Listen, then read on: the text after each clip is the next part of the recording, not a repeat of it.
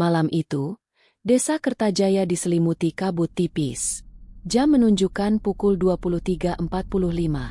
Langit gelap tanpa bintang. Hanya bulan sabit pucat menggantung seperti mata yang mengintai. Arman, seorang pria muda berusia 28 tahun, baru saja pulang dari warung kopi di ujung desa. Badannya kurus, matanya cekung lelah, rambut hitamnya berantakan. Ia baru kembali ke kampung halamannya setelah 5 tahun merantau di kota, membawa luka hati dari pernikahan yang gagal. Desa Kertajaya memang kecil, tapi selalu penuh bisik-bisik. Katanya, hutan di pinggir desa bukan sekadar hutan biasa. Arman tidak percaya. Ia sudah kenyang dengan cerita rakyat. Tapi malam itu, saat berjalan melewati jalan setapak yang memisahkan desa dan hutan, langkahnya terhenti. Arman. Suara itu lirih, menyeruak dari gelap, dari balik pepohonan. Arman memutar badan. Tidak ada siapa-siapa. Semua lampu rumah sudah padam. Jalanan sepi. Jantungnya berdetak lebih cepat. Ia menelan ludah, mencoba tertawa kecil untuk menenangkan diri. Mungkin cuma angin, mungkin cuma imajinasi. Tapi suara itu datang lagi. Arman, sini. Kali ini lebih jelas, lebih dekat. Arman memejamkan mata sesaat, menguatkan diri. Sudahlah, aku capek, mau tidur. Gumamnya pelan, melanjutkan langkah. Tapi setiap langkahnya terasa berat, seperti ada yang menarik dari arah hutan.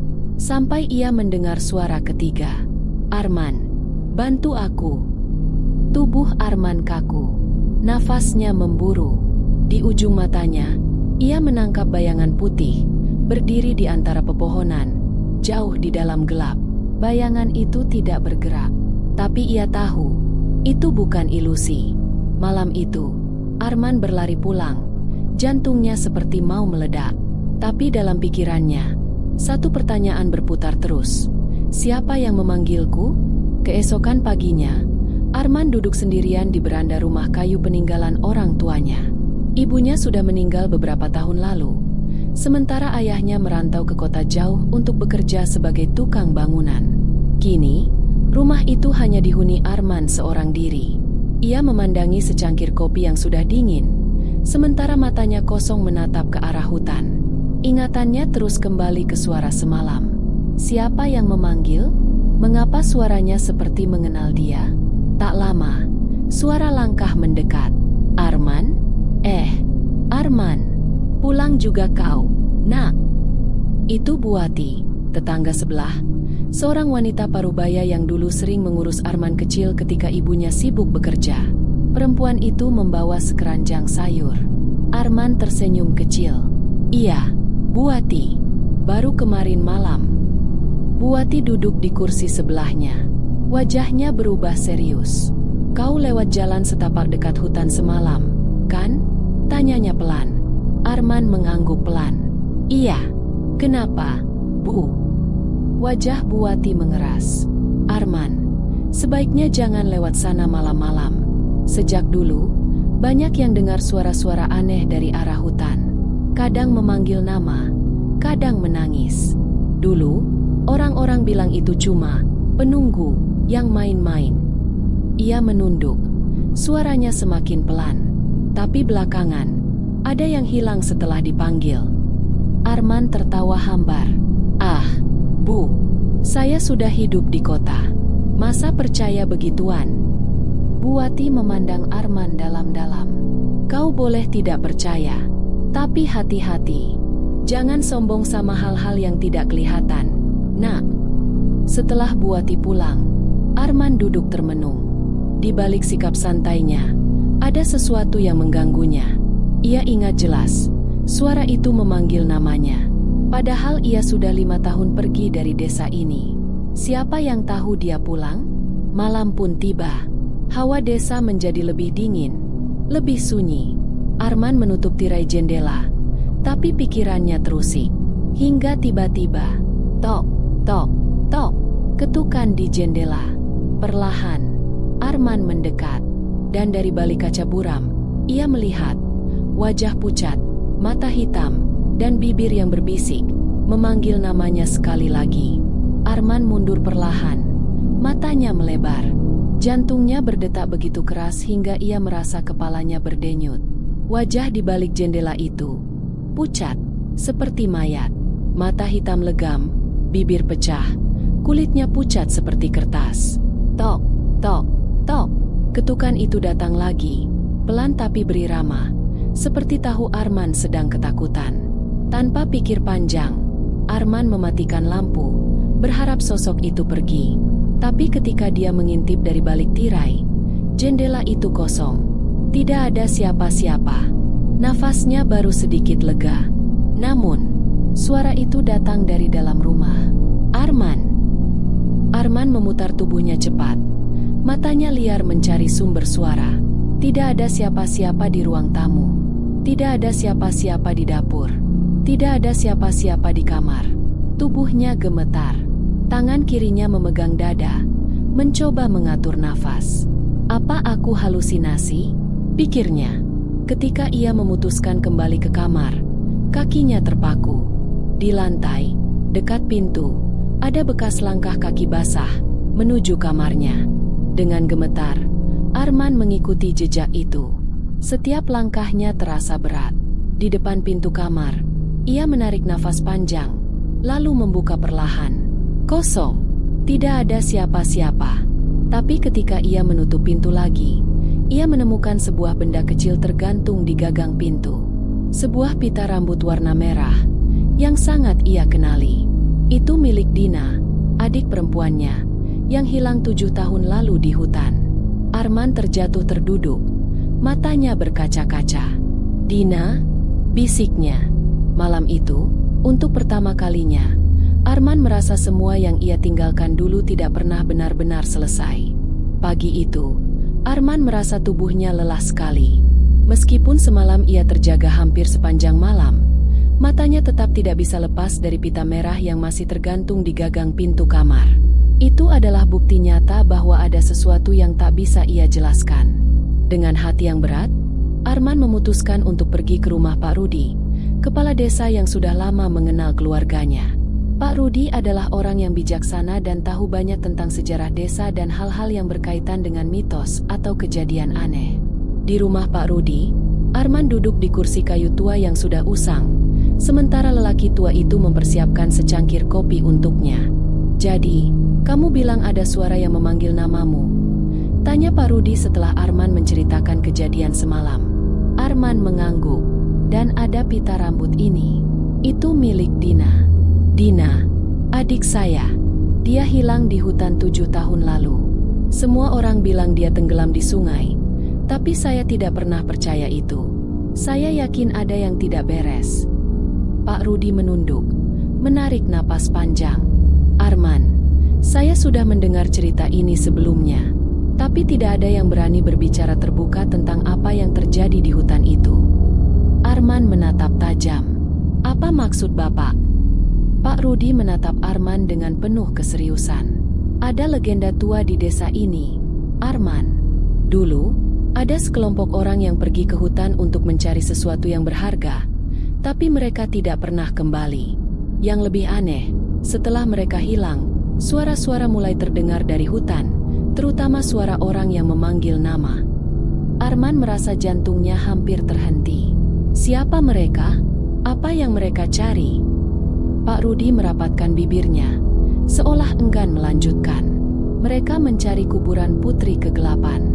Konon, siapapun yang mengganggu tempat itu akan mendapat kutukan. Dan suara-suara itu mungkin adalah korban dari kutukan tersebut." Arman tidak bisa menahan kegelisahannya. "Jadi, apakah ini berarti Dina?" "Arman, tidak ada yang bisa mengatakan apa yang sebenarnya terjadi. Yang kita tahu, hutan itu bukan tempat untuk dicari-cari. Seharusnya kita menghormatinya, bukan mengganggunya."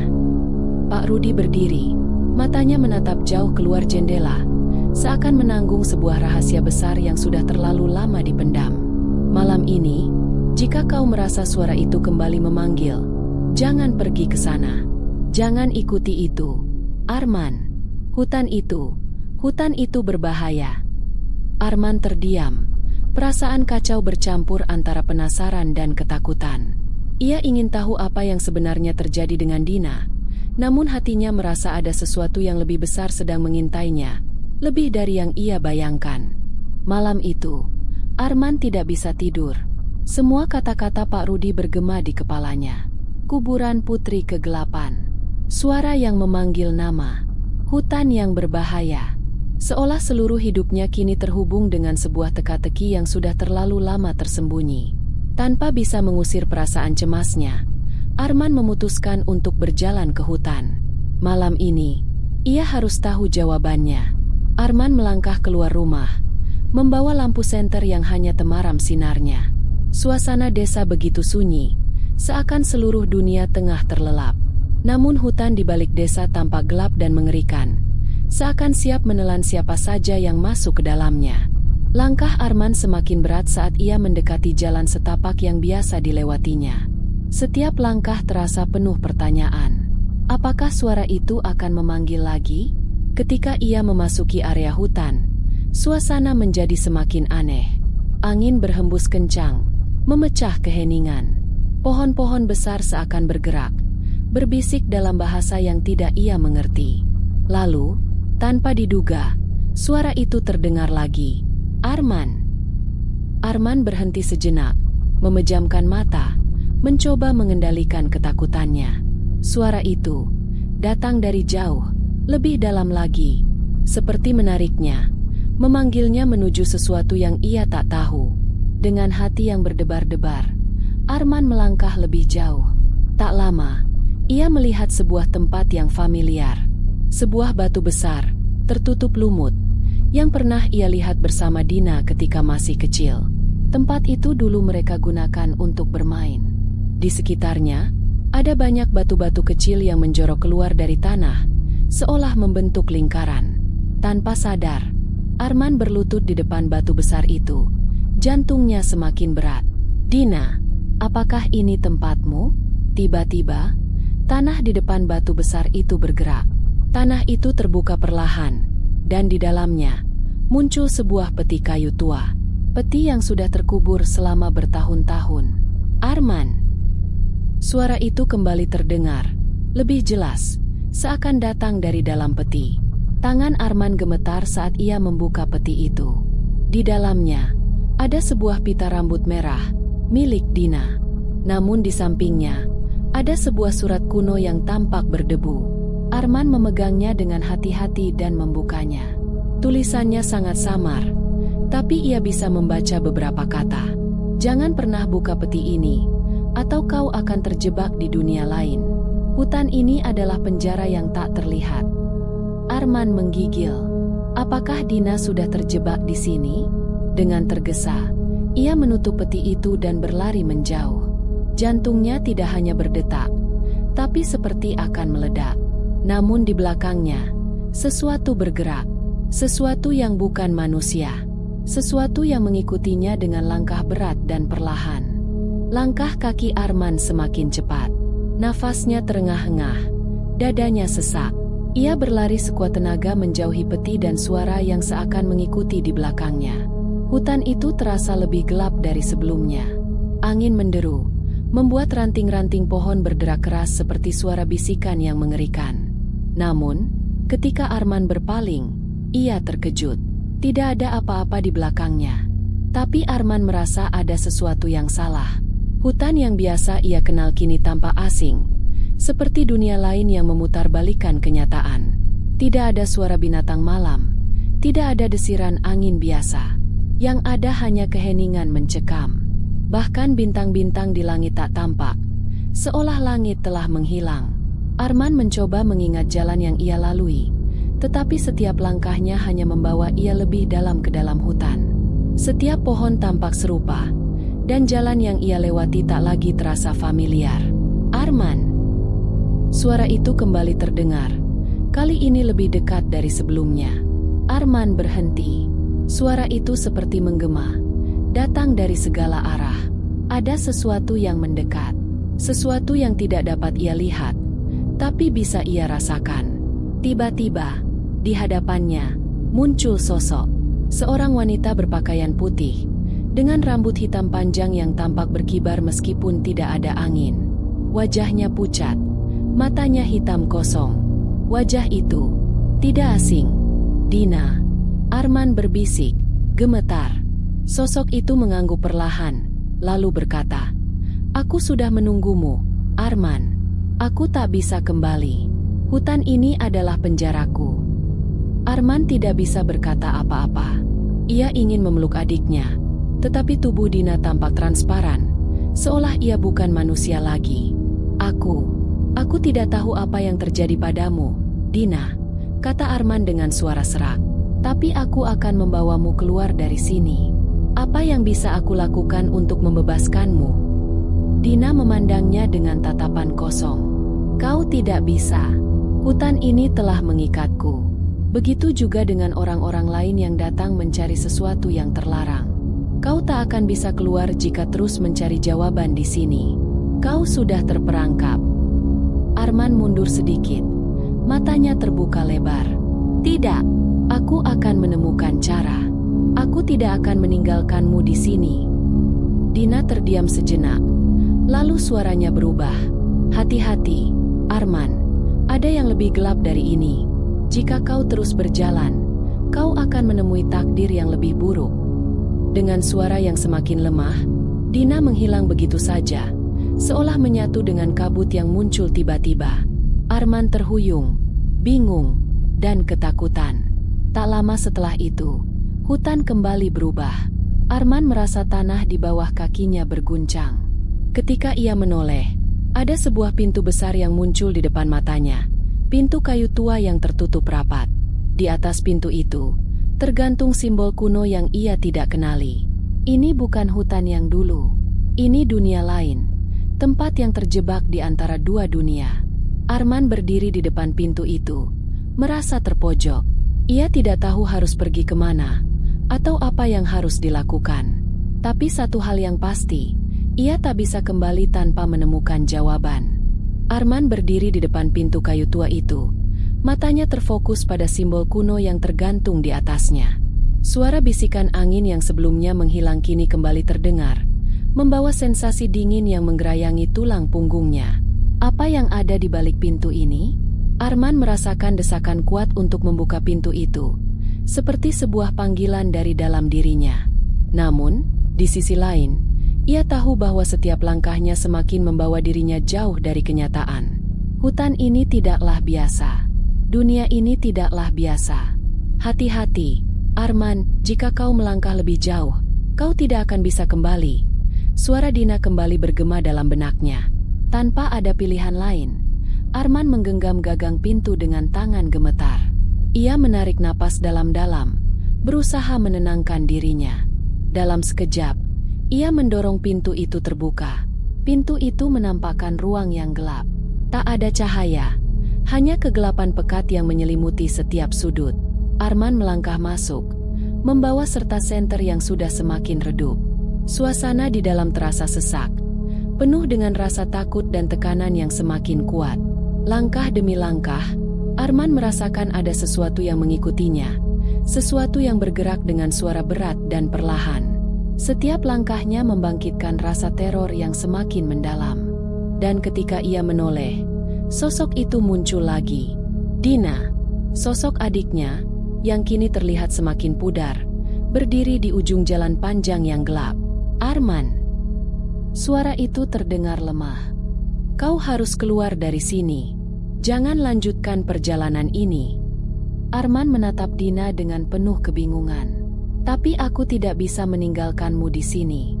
Apa yang harus aku lakukan?" Dina perlahan bergerak mendekat. Tetapi setiap kali Arman berusaha meraihnya, sosok itu semakin menjauh. "Ini adalah jalan yang harus kau pilih. Hutan ini tidak akan membiarkan kita pergi. Arman, kau harus memilih. Pilih jalan yang akan membawamu kembali, atau tetap bersama aku di sini." Arman merasa hatinya terbelah.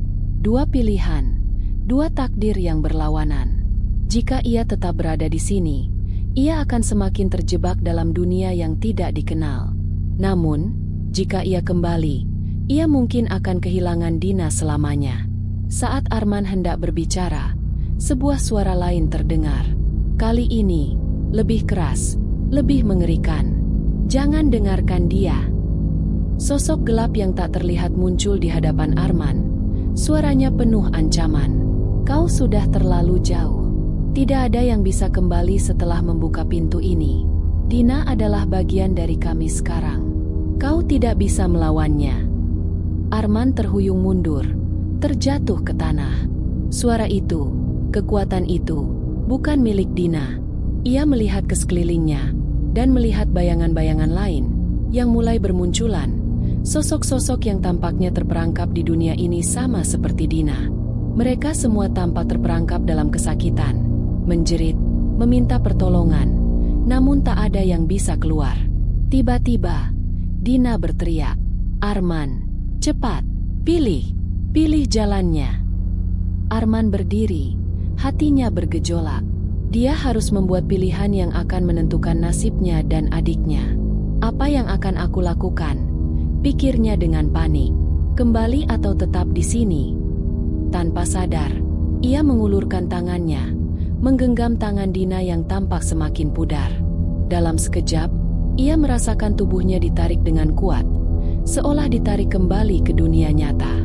Namun, suara itu masih terus menggema, lebih keras dan lebih mengerikan. Kau sudah terjebak, Arman. Tidak ada jalan keluar. Semuanya sudah terlambat. Arman merasakan tarikan yang semakin kuat. Tubuhnya terasa seperti dihimpit oleh sesuatu yang berat, seolah dirinya terjebak di antara dua dunia. Pilihannya harus dibuat sekarang. Di hadapannya, Dina memudar semakin jauh. Suaranya hampir tak terdengar lagi. Kau harus pergi, Arman. Jangan biarkan dirimu terjebak di sini. Pergilah sebelum semuanya terlambat. Namun suara itu semakin hilang, digantikan oleh deru yang menggema dalam kegelapan. Semua bayangan dan suara yang menghantui Arman sekarang seakan semakin nyata, semakin dekat. Kegelapan ini tak hanya mengelilinginya, tapi mulai merasuki jiwanya. Apa yang harus aku pilih? Arman bertanya pada dirinya sendiri. Tubuhnya gemetar. Semua rasa takut, cemas, dan kebingungannya bersatu dalam satu titik. Tiba-tiba, Arman merasakan ada sesuatu yang berbeda. Sesuatu yang bergerak dalam dirinya. Mungkin ini adalah naluri, mungkin ini adalah suara hati yang terpendam. Tapi ia tahu bahwa ia tidak bisa hanya terjebak dalam pilihan itu. Dengan keputusan yang bulat, Arman berteriak, "Aku tidak akan terjebak di sini." Segera setelah kata-kata itu terucap, Arman merasakan aliran energi yang kuat mengelilinginya. Tiba-tiba, segala sesuatu berubah. Dunia yang gelap itu berguncang, dan pintu yang semula menutup kini terbuka lebar. Sosok-sosok yang sebelumnya terperangkap mulai meronta, seperti terlepas dari sebuah ikatan yang tak terlihat. Dina, Arman menoleh dan melihat sosok adiknya kembali muncul, lebih nyata dari sebelumnya. Tetapi kali ini, tidak ada lagi ketakutan di matanya. Dina tersenyum, tetapi senyuman itu tidak lagi memancarkan kesedihan. "Arman, kau berhasil," Dina berkata dengan suara lembut. "Kau berhasil memilih jalanmu. Kau mengalahkan kegelapan." Namun Arman merasakan ada sesuatu yang aneh. Pintu itu tidak benar-benar terbuka. Dunia ini masih memiliki kekuatan untuk menariknya kembali, dan hutan itu bukan tempat untuk beristirahat. Arman menatap Dina sekali lagi. "Apa yang terjadi padamu, Dina? Apa yang harus aku lakukan untuk membebaskanmu?" Dina menunduk. Matanya kembali memancarkan kegelapan yang dalam. "Aku sudah lama terperangkap di sini, Arman. Hutan ini adalah penjara yang dibuat untuk mereka yang mencari sesuatu yang terlarang. Kau bisa pergi, tetapi aku tidak bisa kembali." Arman merasakan hati yang teriris. Dina terperangkap dalam dunia ini. Namun, Arman tahu, untuk bisa keluar dan menyelamatkan diri, ia harus menerima kenyataan. Dengan berat hati, Arman mengangguk dan berkata, "Aku akan pergi, Dina, tetapi aku akan mencari cara untuk membebaskanmu." Ketika Arman berbalik dan berjalan menuju pintu, suara itu kembali terdengar, lebih keras dari sebelumnya. "Kau tidak akan pernah keluar. Kau sudah terjebak. Namun, kali ini Arman tidak mendengarkannya. Ia melangkah maju, menuju pintu yang kini terbuka lebih lebar. Arman akhirnya keluar dari dunia yang gelap, kembali ke dunia nyata. Ketika ia melangkah keluar dari hutan, udara segar menyambutnya. Hutan itu masih terlihat seperti hutan biasa, tidak ada yang berubah. Tetapi di dalam hatinya, Arman tahu bahwa ia belum selesai. Tantangan masih ada. Arman terengah-engah. Tubuhnya lelah setelah keluar dari dunia yang gelap dan penuh tekanan. Ia berdiri di tepi hutan, di tempat yang sama seperti saat pertama kali memasukinya. Namun, perasaan yang ia rasakan sangat berbeda. Dunia yang kini ia lihat tampak lebih cerah, lebih hidup, tetapi hatinya tetap berat. Seolah ada beban yang tidak bisa ia lepaskan. Aku keluar, tapi adikku, Dina, pikir Arman, menatap hutan yang masih terasa misterius. Sejak saat itu, perasaan rindu terhadap Dina semakin dalam. Arman tahu ia belum bisa benar-benar bebas sampai ia bisa menemukan cara untuk membebaskan Dina dan mereka yang terperangkap di dunia itu. Dengan langkah mantap, Arman kembali ke desa. Namun, ketika ia tiba di rumah, semuanya terasa berbeda. Warga desa yang biasanya sibuk dengan aktivitas mereka tampak diam, seperti ada sesuatu yang hilang dari mereka. Tidak ada tawa, tidak ada percakapan. Hening, seperti ada ketakutan yang menguasai. Arman bertemu dengan ayahnya, yang terkejut melihatnya kembali. Arman, kamu sudah kembali, tapi kenapa wajahmu begitu berbeda? Arman hanya mengangguk. Ada yang harus aku lakukan. Ayah, aku harus mencari cara untuk membebaskan Dina. Ini belum selesai. Ayah Arman menatapnya dengan penuh kekhawatiran. Kamu tahu, ada kekuatan yang sangat besar di dalam hutan itu. Hanya sedikit orang yang kembali dengan selamat. Tetapi jika kamu berniat untuk melangkah lebih jauh, kamu harus hati-hati. Arman tidak bisa tinggal diam. Hatinya dipenuhi dengan tekad untuk menemukan jalan keluar untuk Dina. Ia kembali ke rumah dan mulai mencari segala informasi yang bisa membantu. Ia tahu, dari pengalaman yang ia alami di dunia lain, bahwa ada lebih banyak hal yang tersembunyi, dan untuk membebaskan Dina, ia harus mengetahui lebih banyak tentang dunia itu dan kekuatan yang ada di dalamnya. Dengan tekad yang kuat, Arman menyiapkan dirinya untuk perjalanan berikutnya. Namun, kali ini ia tidak akan pergi sendirian. Ia harus mempersiapkan diri dengan pengetahuan dan kekuatan yang lebih besar. Hari demi hari berlalu, dan Arman semakin mendalami apa yang ia pelajari tentang hutan itu dan kekuatan gelap yang menguasainya. Ia menemukan buku kuno yang membahas tentang dunia terlarang yang telah mencuri jiwa-jiwa yang terperangkap, termasuk Dina. Ia tahu bahwa untuk bisa membebaskan adiknya, ia membutuhkan lebih dari sekedar tekad. Ia membutuhkan keberanian dan kecerdikan. Satu malam, saat ia sedang mempelajari buku tersebut, sebuah cahaya lembut menyinari ruangan. Tiba-tiba, sebuah suara lembut terdengar di telinganya. Arman. Arman menoleh dan melihat sosok Dina. Kali ini bukan dalam bentuk hantu, tapi dalam bentuk yang lebih hidup, lebih nyata. Dina. Arman berbisik, hampir tidak percaya. Dina tersenyum, meskipun ada kesedihan di matanya. Aku tahu kamu akan menemukan cara. Jangan khawatir, aku akan selalu ada di sisimu. Tapi perjalanan ini harus kamu selesaikan sendiri. Ingatlah, kegelapan akan terus menghantui. Kamu harus memilih dengan hati yang bersih. Dengan penuh harapan, Arman mengangguk. Ia tidak tahu bagaimana caranya. Tetapi ia tahu bahwa langkah pertamanya adalah untuk terus berjuang. Dunia itu tidak akan membiarkannya pergi begitu saja, dan ia harus siap menghadapi apapun yang datang. Dengan tekad yang kuat, Arman berdiri dan berjalan keluar dari rumahnya, menuju hutan yang kini tampak lebih dekat. Ia tahu bahwa perjalanan ini bukan hanya tentang membebaskan Dina, tetapi juga tentang membebaskan diri dari ketakutannya. Hutan itu tetap menunggu. Tetapi kali ini Arman tidak akan takut. Ia akan menemukan cara untuk mengalahkan kegelapan yang mengancam dan membebaskan semua yang terperangkap di dalamnya. Cerita ini belum berakhir, Tetapi harapan baru telah terlahir di dalam diri Arman. Dengan ini, cerita Arman telah mencapai titik penutupan. Namun kisahnya belum sepenuhnya selesai. Masih ada harapan dan tantangan yang menunggu di depan. Pesan moralnya adalah tentang keberanian untuk menghadapi ketakutan, tekad untuk melawan kegelapan, dan pentingnya harapan meskipun dalam keadaan yang paling gelap sekalipun.